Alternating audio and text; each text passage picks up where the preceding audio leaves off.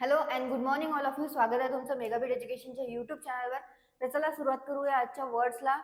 So आज 10 words आहेत ते आपण बघूया, त्याचे मिनिंग्स बघूया, सिनोनिम्स, अँटोनिम्स, मराठीमध्ये मिनिंग्स, इंग्लिशमध्ये मिनिंग्स, आणि जे तुम्हाला सेंटेन्सेस दिलेले आहेत ते सेंटेन्सेस तुम्ही एकदा ट्राय करून बघा किंवा स्वतःच्या मनाने सुद्धा सेंटेन्सेस तयार करत चला.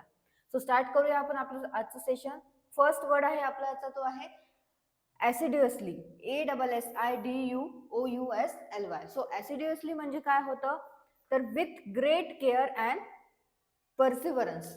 With great care and perseverance म्हणजे काय होते, तर हिंदीमध्ये त्याचं मिनिंग होतं परिश्रम से, आणि मराठीमध्ये काय होतं, तर सातत्याने काही पण करणे. जसं आपण आपली एक्झाम आहे, सो एक्झाम करता आपण सातत्याने चिकाटी लावून परिश्रम करून अभ्यास करत असतो, त्याला काय म्हटलं जातं, ऍसिडियसली. म्हणजेच परिश्रमपूर्वक किंवा सातत्याने आणि चिकाटीने, त्याला म्हटलं जातं ऍसिडियसली. सो मराठीमध्ये काय होतं ऍसिडियसलीचं मिनिंग, परिश्रमपूर्वक,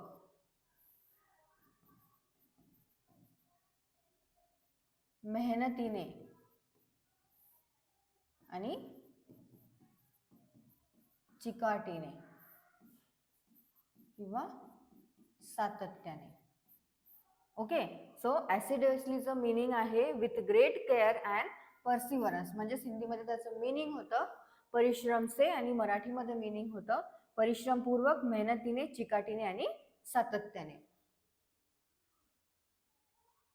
ओके.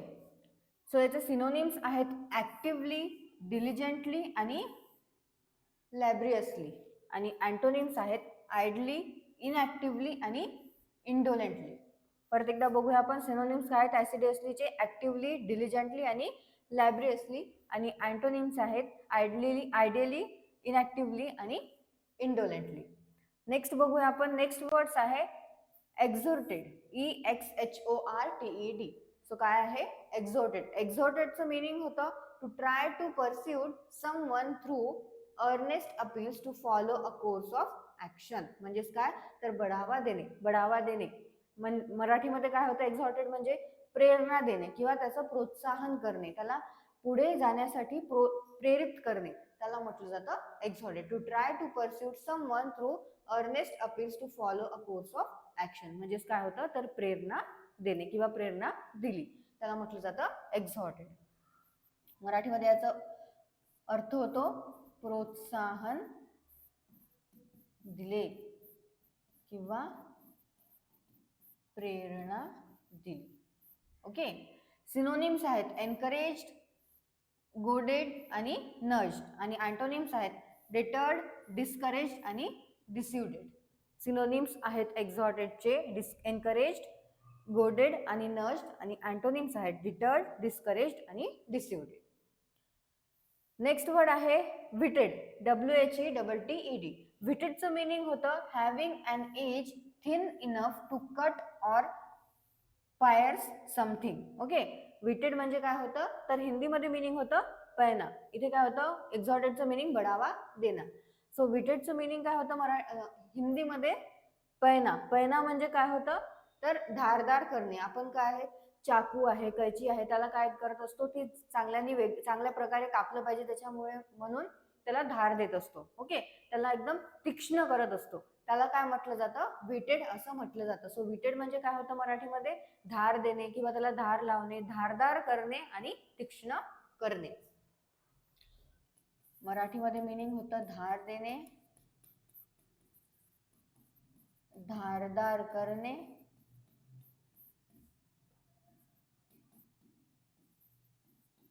तीक्ष्ण करणे. ओके. किंवा धार लावणे सुद्धा म्हटलं जातं. सो सिनोनिम्स आहेत विटेडचे एज्ड, एजी आणि हॉर्न. आणि अँटोनिम्स आहेत ब्लंट, ब्लंटेड आणि डल.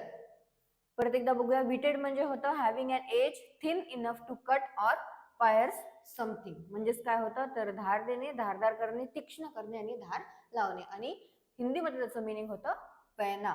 सिनोनिम्स आहेत एज्ड, एजी आणि हॉर्न. आणि अँटोनिम्स आहेत ब्लंट, ब्लंटेड आणि डल. नेक्स्ट बघूया. नेक्स्ट वर्ड आहे लार्सनी. LARCENY. लार्सेनी म्हणजे काय होतं? The unlawful taking and carrying away of property without the consent of its owner. म्हणजेच काय करणे? तर एक प्रकारची चोरी करणे. ओनरचं कन्सेंट नाही आहे, ओनरची त्याच्यामध्ये सहमती नाही आहे आणि ती सहमती नसताना सुद्धा ते प्रॉपर्टी आहे ते अनलॉफुली म्हणजेच कायद्याने नाही ते त्या प्रॉपर्टी स्वतःच्या नावावर करून घेणे किंवा स्वतः घेऊन घेणे, त्याला म्हटलं जातं लार्सेनी. म्हणजे काय होतं? तर चोरी, एक प्रकारची चोरी करणे. सो मराठीमध्ये सुद्धा काय होतं याचं मिनिंग? चोरी. आणि हिंदीमध्ये सुद्धा काय होतं? चोरी. सिनोनिम्स आहेत थेफ्ट, स्टीलिंग आणि रॉबरी. ओके. आणि याचे अँटोनिम्स आपण बघू शकतो की देणे, ओके, गिव्हिंग करणे, गिफ्ट करणे, त्याला म्हटलं जातं, ते आहे याचे अँटोनिम्स. ओके. नेक्स्ट वर्ड आहे रिप्रेहेन्सिबल. रिप्रेहेन्सिबलचं मिनिंग आहे डिझर्विंग, सेन्श्युअर ऑर कंडेमनेशन. म्हणजेच काय? तर निंदा. हिंदीमध्ये काय होतं? निंदा करणे. रिप्रेहेन्सिबल म्हणजे मराठीमध्ये काय होते? तर निंदनीय. ओके, निंदनीय किंवा निंदनीय आपण म्हणू शकतो. तर हे इझी वर्ड आहे जे रिप्रेहेन्सिबलला मराठीमध्ये यूज करण्यात येतं, ते काय आहे? निंदनीय. आणि हिंदीमध्ये होतं निंदा करणे. मीनिंग आहे त्याचं डिझर्विंग, सेन्श्युअर ऑर कंडेमनेशन. मराठीमध्ये त्याचं मीनिंग होतं निंदनीय किंवा दोषास्पद. ओके. सो निंदनीय आणि दोषास्पद हे यूज होतं त्याचं मराठीमध्ये मीनिंग म्हणून रिप्रेहेन्सिबलचं. सिनोनिम्स आहेत डेप्लोरेबल आणि डिसग्रेसफुल आणि डिसक्रेडिटेबल. आणि अँटोनिम्स आहेत इनऑफेन्सिव्ह, अनऑब्जेक्शनेबल आणि फॉल्टलेस. सो रिप्रेहेन्सिबलचे सिनोनिम्स आहेत डिप्लोरेबल, डिसग्रेसफुल आणि डिसक्रेडिटेबल. आणि अँटोनिम्स आहेत इनऑफेन्सिव्ह, अनऑब्जेक्शनेबल आणि फॉल्टलेस. आणि त्याचं मिनिंग काय होतं? तर डिझर्विंग, सेन्श्युअर ऑर कंडेमनेशन म्हणजेच निंदा करणे, निंदनीय आणि दोषास्पद. नेक्स्ट वर्ड आहे काउंटरफिटिंग. काउंटरफिटिंगचं मिनिंग काय आहे? To imitate or copy specially in order to deceive. म्हणजेच काय करणे? तर एखाद्याची फसवणूक करण्यासाठी बनावट, नकली किंवा काही पण काय करणे? कशाची पण कागदपत्र आहे किंवा काही पण आहे त्याचे बनावट काहीतरी बनवणे, फसवणूक करणे, एक प्रकारची फसवणूक करणे, काही पण नकली करणे आणि बनावटीपणा करणे, त्याला म्हटलं जातं काउंटर फिटिंग. आणि हिंदीमध्ये त्याला काय म्हटलं जातं? जालसाजी. Okay. To imitate or copy specially in order to deceive म्हणजेच होतं एकतर बनावटगिरी किंवा नकलीगिरी. मराठीमध्ये याचं मिनिंग होतं नकलीगिरी किंवा बनावटगिरी. बनावट सुद्धा म्हणू शकतो आपण, बनावट, नकली. ओके, फसवणूक करण्यासाठी. सिनोनिम्स आहेत फेक, फॉर्ज आणि कॉपी. ओके. सो सिनोनिम्स आहेत काउंटर फिटिंगचे फेक, फॉर्ज आणि कॉपी. आणि त्याचा काय अर्थ होतो? तर नकलीगिरी करणे, बनावटगिरी करणे, कुणाला पण फसवण्यासाठी. नेक्स्ट वर्ड आहे डिस्क्रिशनरी. DISCRETIONARY. डिस्क्रिशनरी म्हणजे काय होतं? Available for use at the discretion of the user. म्हणजेच काय आहे की स्व इच्छा आहे आपली त्याच्यामध्ये की आपल्याला करायचं आहे की नाही करायचं आहे. म्हणजे ते ऑप्शनल आहे, त्याच्यासाठी आपल्याला कंपल्सरी नाही आहे काही की ते करावंच लागेल, त्याला म्हटलं जातं डिस्क्रिशनरी. म्हणजेच एकतर स्वयंविवेकाधीन आहे, म्हणजे स्वतःला आपल्याला करायचं असेल तर आपण करू शकतो, कंपल्सरी नाही आहे किंवा ऑप्शनल आहे. जसं आपण एखाद्या वेळेस कधी फॉर्म भरत असतो, ते फॉर्म भरताना आपल्याला कधी एखादं असं हे असते कुठे स्टार मार्क केलेला असतो, तो स्टार मार्क म्हणजे काय असते की कंपल्सरी. आणि जिथे स्टार मार्क केलेला नसतो ते काय असतो की ते कंपल्सरी नाही आहे, ऑप्शनल आहे. तुम्हाला तिथे फिल करायचं असेल काय तर तुम्ही फिल करू शकता किंवा नाही करायचं असेल तर नका करू, त्याला म्हटलं जातं डिस्क्रिशनरी. ओके. म्हणजेच ऑप्शनल, हे ऑप्शनल होतं इंग्लिशमध्ये. आणि मराठीमध्ये त्याचं काय मिनिंग होतं की स्वविवेकाधीन आणि विवेकावर सोडलेले. म्हणजेच तुम्हाला करायचं असेल तर करा किंवा नका करू, ते ऑप्शनल आहे. सिनोनिम्स आहेत ऑप्शनल, नॉन कंपल्सरी आणि व्हॉलेंटरी. आणि अँटोनिम्स आहेत कंपल्सरी, मॅन्डेटरी आणि नॉन इलेक्टिव्ह. जसं आता बघा, तुम्ही कॉलेजेसमध्ये तुम्हाला सब्जेक्ट्स असतात, सो एक तरी तुम्हाला त्याच्यामध्ये इलेक्टिव्ह सब्जेक्ट असतो जो की तुम्हाला घ्यायचा असेल तर 3-4 असे त्याच्यामध्ये ऑप्शन्स असतात. त्या ऑप्शनमधून आपल्याला एखादा तरी इलेक्टिव्ह सब्जेक्ट घ्यावं लागतं. तर आता एखादा तरी इलेक्टिव्ह सब्जेक्ट आपल्याला घ्यायचाच आहे, मॅन्डेटरीच आहे, त्याला काय म्हटलं जातं, त्याचं डिस्क्रिशनरीचं ते अपोजिट आहे. ओके, मॅन्डेटरीच आहे, पण तो इलेक्टिव्ह सब्जेक्ट कोणाला कोणाला नसतो घ्यायचा असतो. तर असं पण काय कुठे कुठे असते की तुम्हाला इलेक्टिव्ह घ्यायचं आहे किंवा नाही घ्यायचं आहे, तर त्याचा अर्थ काय होतो, डिस्क्रिशनरी. ओके, अँटोनिम्स आहे त्याचे कंपल्सरी, मॅन्डेटरी आणि नॉन इलेक्टिव्ह. नेक्स्ट वर्ड आहे रेलिगेट, RELEGATE. रेलिगेट म्हणजे काय होतं, तर consign or dismiss to an inferior rank or position. म्हणजेच काय करणे, तर हिंदीमध्ये होतं बाहेर निकाल देणं. म्हणजेच काय होतं, तर खालच्या दर्जाचं काम देणे, किंवा आपली एखादी पोझिशन आहे, आपण एखाद्या लेवलवर आहे, तर त्याच्या खालची लेवल आपल्याला देणे, त्याला काय म्हटलं जातं, रेलिगेट. म्हणजेच एकतर काय करणे, डाऊनग्रेड करणे किंवा डिमोशन करणे सुद्धा आपण त्याला म्हणू शकतो. सो कमी दर्जा देणे किंवा खालची पातळी देणे, त्याला म्हटलं जातं रेलिगेट. मराठीमध्ये त्याचं मीनिंग काय होतं, कमी दर्जा देणे किंवा खालच्या वर्गात टाकणे किंवा हद्दपार करणे सुद्धा होतं.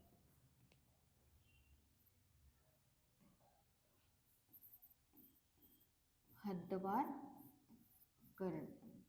ओके, सो रेलिगेट म्हणजे काय होतं, त्याचं मीनिंग आहे consign or dismiss to an inferior rank or position. म्हणजेच काय, तर बाहेर निकाल देणं. आणि मराठीमध्ये त्याचं मीनिंग होतं हद्दपार करणे, कमी दर्जा देणे आणि खालच्या वर्गात टाकणे. सिनोनिम्स आहेत डाऊनग्रेड, लोअर इन रँक आणि पुट डाऊन. आणि अँटोनिम्स आहेत ॲक्सेंट, राईज आणि अपस्विंग. नेक्स्ट वर्ड आहे रेमिटन्स.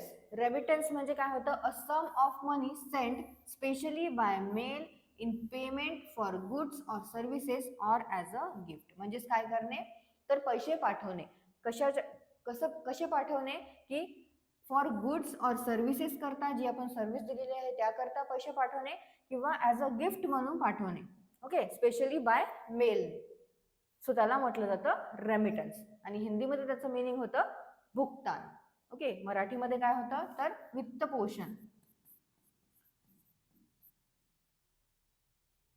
वित्तपोषण, भरणा किंवा पाठवलेला पैसा. ओके, रेमिटन्स म्हणजे काय होतं मग, a sum of money sent specially by mail in payment for goods or services or as a gift. म्हणजेच मराठीमध्ये त्याचं मीनिंग होतं वित्तपोषण, भरणा किंवा पाठवलेला पैसा. आणि हिंदीमध्ये मीनिंग होतं भुगतान. सिनोनिम्स आहेत पेमेंट, सेटलमेंट आणि मनी. आणि अँटोनिम्स आहेत नॉन पेमेंट. आणि लास्ट वर्ड आहे आपला आजचा, तो आहे मेल्फिसन्स, MELFEASANCE. मेल्फिसन्स. मेल्फिसन्स म्हणजे होतं wrongdoing specially by a public officials. म्हणजेच काय करणे, की हिंदीमध्ये होतं दुराचार. दुराचार करणे, गैरवर्तन करणे, गैरकृत्य करणे किंवा दुष्कर्म करणे, त्याला म्हटलं जातं मेल्फिसन्स. ओके, सो इंग्लिशमध्ये त्याचं मीनिंग आहे wrongdoing specially by a public official. आणि मराठीमध्ये त्याचं मीनिंग होतं गैरवर्तन, दुष्कृत्य किंवा गैरप्रकार आणि दुष्कर्म.